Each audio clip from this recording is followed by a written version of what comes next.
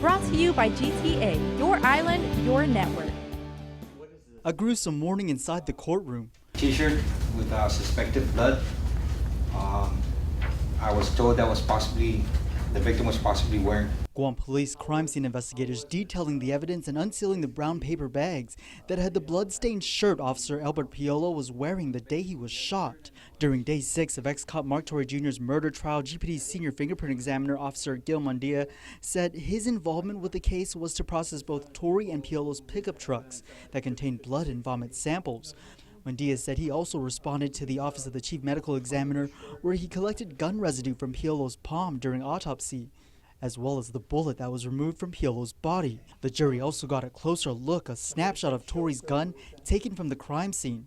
That's the firearm that I removed from the dashboard. The image also shows a round investigators say was jammed inside the chamber. Police officer John Tekenko said in court he was the one who bagged the suspected murder weapon, along with the gun magazine left inside Piolo's truck. Officer Tekenko testified thorough checks were done on all the evidence before it was handed over to the feds.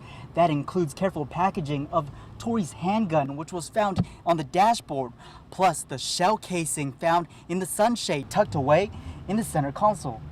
3 investigators with the Federal Bureau of Investigations also took the stand. Joshua Friedman says he tested dozens of fibers lifted for evidence, including those found on the muzzle of Torre's gun and the fibers on Piolo's shirt. Accordingly, because there were no differences between those 5 fibers and the fibers that were collected, cut from the item 2 shirt from Officer Bert Piolo, I can conclude that those fibers were consistent with originating from that shirt or from another textile material who's comprised of fibers that also exhibit the same microscopic characteristics. Federal investigators also gave a brief on their examination of the DNA evidence. I can say that Mr. Piolo is the source of that DNA recovered off of that vomit sample. And none of which belonged to Torre.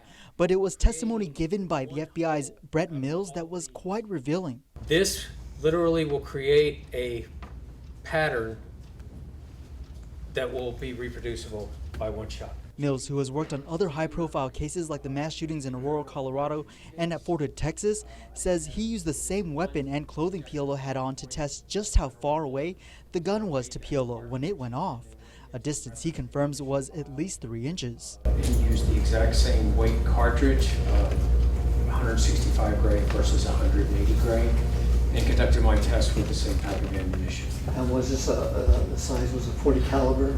Yes, sir, 40 Smith & Wesson. Trial continues tomorrow in Superior Court. Reporting for Guam's News Network, I'm Nick Delgado. Brought to you by GTA, your island, your network.